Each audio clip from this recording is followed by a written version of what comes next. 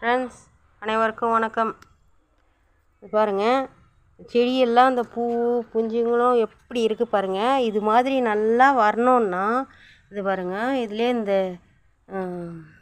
மிளகா செடியும் வச்சுருக்கேன், இது கத்திரி செடியும் வச்சுருக்கேன். இத்தனை செடியும் இதில் இருக்குது. ஆனால் எவ்வளோ நல்லா வருது பாருங்கள். அதுக்கு காரணம் நம்ம இப்போ நேற்று உரம் கொடுத்தேன். அதுக்கடுத்து காலையில் தண்ணி ஊற்றினேன். இப்போ இதெல்லாம் கலரி கொடுக்குறேன். இப்படி கலரி கொடுத்தா மண் லூஸ் ஆகும். லூஸ் ஆயிடுச்சுன்னா செடியெல்லாம் நல்லா வரும் தழைச்சி. இப்படி கலரிட்டு நாளைக்கு தண்ணி ஊற்றணும்.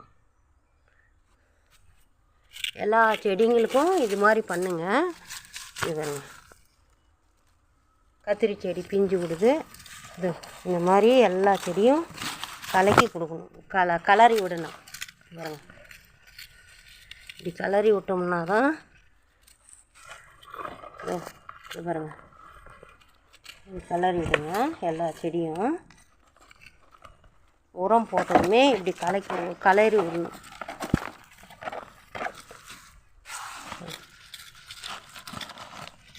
இப்படி கலரி விட்டோம்னா மண் லூஸு கொடுக்கும். கலரி விட்டுட்டு அப்படியே விட்டுறக்கூடாது, செடி செத்து போயிடும். அடுத்த நாள் தண்ணி விட்டோம்னா இந்த வேர் பகுதியில் இருக்கிற இந்த மண்ணெல்லாம் வேறு இடத்துக்கு போயிடுச்சுன்னா நம்ம தண்ணி ஊற்றினா அதோடு சேர்ந்துடும். சேர்ந்துச்சுன்னா நமக்கு செடி நல்லா வரும்.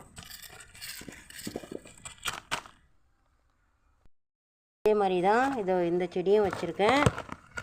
இதுக்கும் நான் கலக்கி விட்டுட்டா நல்லா. இதில் வெண்டைக்காய் செடி இருக்குது. நேற்று சாம்பல் தான் கொஞ்சம் உரமாக போட்டேன். தூரம் கொஞ்சம் தெளித்து விட்டேன்.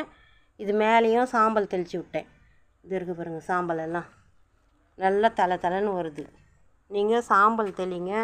சாம்பல் லைட்டாக அந்த செடி சுற்றி லைட்டாக சாம்பல் தெளித்து விட்டிங்கன்னா நல்லா வரும் செடி.